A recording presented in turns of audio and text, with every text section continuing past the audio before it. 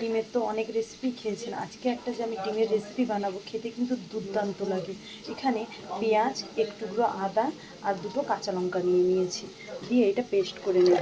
আপনাদের যেমন পরিমাণে ঝাল খান তেমন দিতে পারেন। মটরশুঁটি, এবার এর মধ্যে আমি দুটো ডিম ভেঙে দিয়ে দিচ্ছি। আমার এক হাতে ফোন থাকে তাই ভাঙাটা দেখাতে পারছি না। দুটো ডিম ভেঙে নিয়েছি, লবণ আর হলুদও নিয়েছি। এবার এটা পেস্ট করে নেব। পেস্টটা করে নিয়েছি, এর মধ্যে আর একটুও জল দেবেন না, কিন্তু শুধু ডিম দিলেই পেস্ট হয়ে যাবে।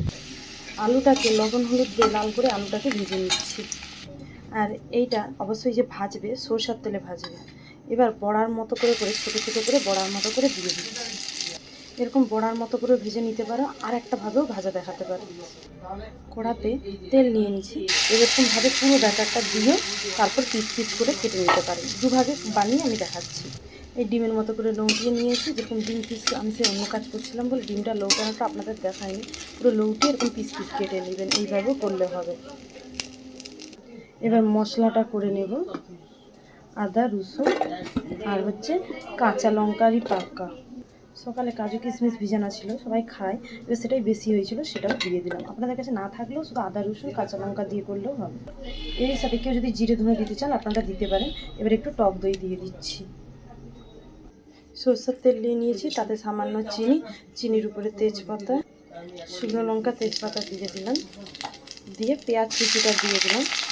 পেঁয়াজের সাথে টমেটো, পেঁয়াজটা লাল করে ভাজার পর এবার মেথি শাক আর ধনে পাতা। আপনাদের কাছে মেথি শাক না থাকলে ধনে পাতা দিলেই হবে, তাহলে কচুরি মেথিও দিতে পারেন। দিয়ে ভালো করে এটা ভেজে নেব। টমেটো, কচুরি মেথি আর ধনে পাতা ভালো করে ভাজার পর সেই কাজু বাদাম, কিশমিশ, আলমন্ড বাদাম, টক দই, আদা রসুন সেটা দিয়ে কাঁচা লঙ্কা দিয়ে ভালো করে কষাচ্ছি। 2026 সেরা রেসিপি। এবার লবণ আর হলুদ দিয়ে দিচ্ছি, দুধটান। এবার হলুদ লবণটা দেওয়ার পর মশলা ধুয়ে রাখা জলটা দিয়ে দিলাম। আপনারা অনেকেই আছেন যে মেথি কসুরি মেথি কোথায় পাবেন, মেথি শাকটা শুকনো করে দিলে তাও পুরো একবারে কসুরি মেথির মতোই গন্ধটা প্রায় আসে। বিশ্বাস করুন, মাছ মাংস তো হার মানাবে এই তরকারিটা। যারা মাছ মাংস খেতে পছন্দ করে না, এইভাবে একবার ডিম ভেজে খেলে না বারবার লাগবে। ডিমটা যে বড়ার মতো ভেজেছি, শুধু বড়া দিয়েও ভাত খাওয়া হয়ে যাবে গরম গরম, তাও ভালো লাগবে।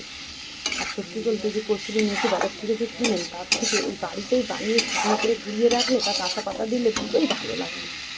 আর এইসব তরকারিতে কিন্তু বেশি জল দিবে না। এবার জল ফুটে উঠেছে, ধনে পাতা আর কিছুটা ওই যে কসুরি মেথির যে পাতা রেখে দিয়েছিলাম দিয়ে দিলাম।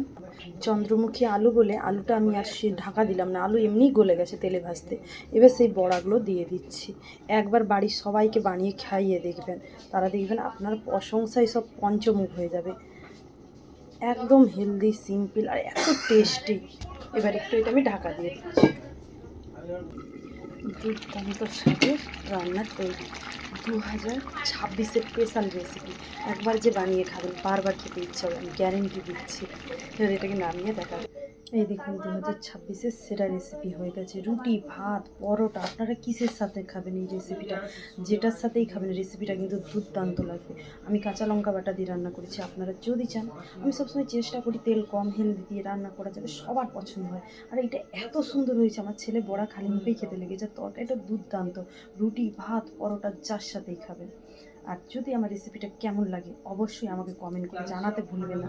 আর আমার রান্নাবান্না আপনাদের কেমন লাগে সেটাও জানাবেন। আর সত্যি বলতে এখন নিশ্চয়ই আপনারা আমার ভিডিও দেখেছেন, আমার বাড়িঘর হচ্ছে, তারপরে এই যে বাচ্চা সমস্তটা একা হাতে দেখতে হয়। তারপরে আমার হাজব্যান্ডের এখন সেই যেহেতু মাধ্যমিক পরীক্ষা, সেটা এখন এদিকে বাড়িতে আসতেই পারবে না, খাতা টাতা দেখতেছে, তার পিছনে চাপ, সেই জন্য সম্পূর্ণ দায়িত্ব একা। সেই জন্য আর বেশি কথা বলবো না। তাই বলতেছি, আপনারা যেভাবে আমাকে ভালোবাসা দিয়েছেন এইভাবেই থাকবেন। আমি সময় পেলে আপনাদের পরিবারে নিশ্চয়ই যাব, যে এখন একটু সময়ের অভাব আছে, তবু চেষ্টা করব। আপনারা সবাই যারা আমাকে প্রতিনিয়ত আমার সাথে থাকে, এত সুন্দর সুন্দর কমেন্ট ভালোবাসা দেয়, তাদের সবাইকে আমার তরফ থেকে অনেক ভালোবাসা অন্তর থেকে জানাচ্ছি।